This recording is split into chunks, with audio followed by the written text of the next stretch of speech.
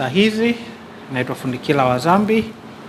Nitawapitisha kwa kifupi kuhusiana na masuala makuu ambayo yamejadiliwa kwenye ripoti yetu ya haki za binadamu ya mwaka 2025 ambayo dhima yake ni machafuko ya Oktoba 2025, doa kubwa kwenye haki za binadamu. Na ripoti imeangazia masuala mbalimbali ambapo kwa ujumla masuala hayo yaliathiri sana haki za binadamu mwaka 2025, hususan swala zima la machafuko ya Oktoba. Kulikuwa kuna swala la umenywaji wa nafasi ya kiraia, kulikuwa kuna masuala ya utekaji na upoteaji, lakini pia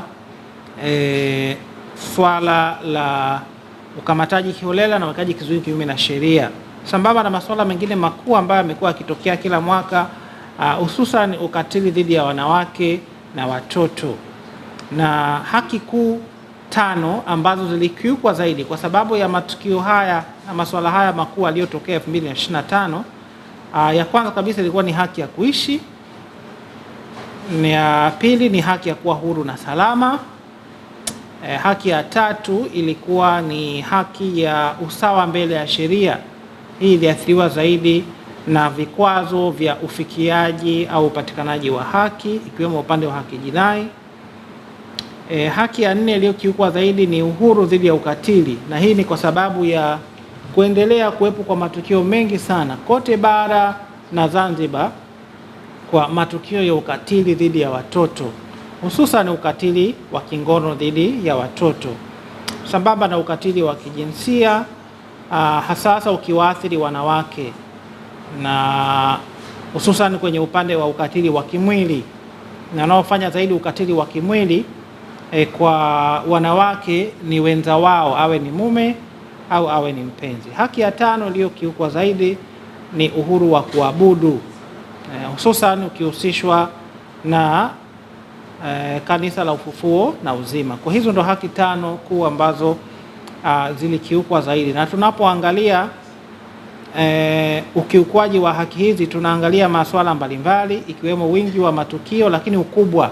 Kuna muda mwingine inawezekana wingi wa matukio ulikuwa kwa upande wa uhuru dhidi ya ukatili, lakini matukio yanayohusisha ukiukwaji wa haki za kuishi, hata kama matukio au visa vyake ni vichache kuliko kwingine, mara zote kwa sababu ya uzito wa haki ya kuishi kama haki ya msingi kuliko zote, inakuwa inabaki juu.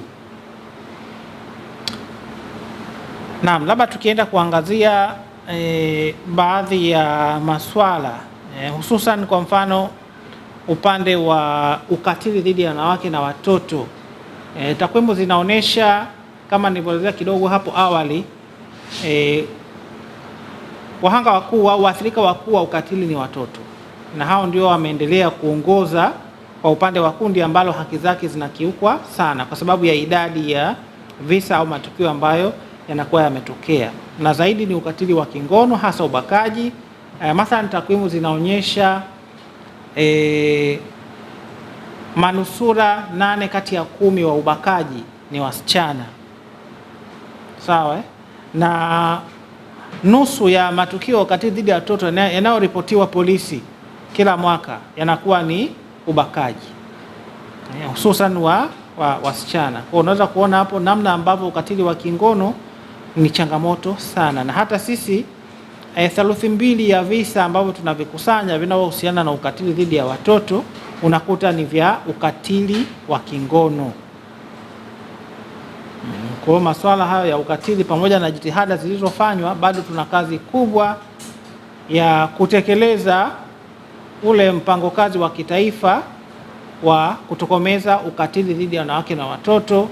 Tunahitaji kuongeza juhudi huko ili tuweze kulinda haki hii ya uhuru dhidi ya ukatili. Kule Zanzibar pia changamoto bado ni kubwa vivyo hivyo. Sasa upande wa mjini magharibi kuna visa vingi sana vya ukatili dhidi ya watoto na ubakaji, japo takwimu za kijumla za ukatili wa kijinsia na ukatili dhidi ya watoto zimeonekana kushuka kidogo kwa mwaka 2025 ukilinganisha na mwaka 2024. Tukiachana na masuala ya ukatili, tumeshaelezea kwa kina kuhusiana na masuala ya machafuko ya Oktoba ambayo ndio yamebeba dhima ya ripoti na nini ambacho kinahitaji kufanyika.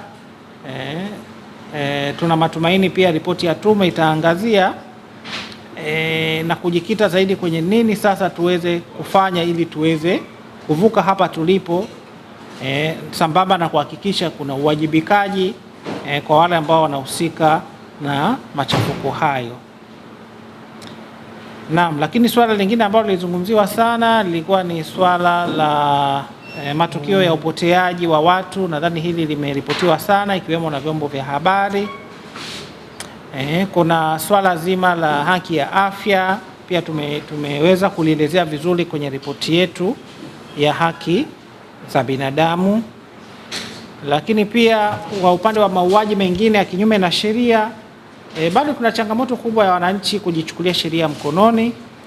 Mathalan, takwimu rasmi zinaonyesha zaidi ya matukio 400 yanaripotiwa kila mwaka. Haya ni matukio yale ya wananchi kujichukulia sheria mkononi, na visa ambavyo sisi tunavikusanya unakuta 2/3 vinahusiana na mauaji ya watu ambao wametuhumiwa kwa kufanya wizi, kwamba ni wezi, kwa wanapigwa, wanauawa. Kwa tuna changamoto pia ya mauaji yanayotokana na wananchi kujichukulia sheria mkononi.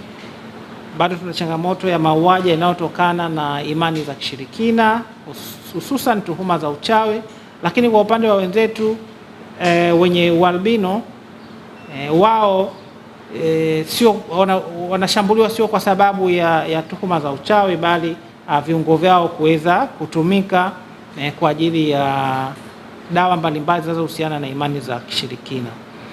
Kwa hiyo kwa ujumla, haki ya kuishi, haki ya kuwa huru na salama, uhuru wa kujieleza, tumezungumzia hapa masuala ya namna ambavyo nafasi ya kiraia imekuwa inaminywa, viliathiri sana hali ya haki za binadamu kwa mwaka 2025 ambao pia ulikuwa ni mwaka wa uchaguzi, sambamba na changamoto nyingine ambazo zimebainishwa kwenye ripoti yetu.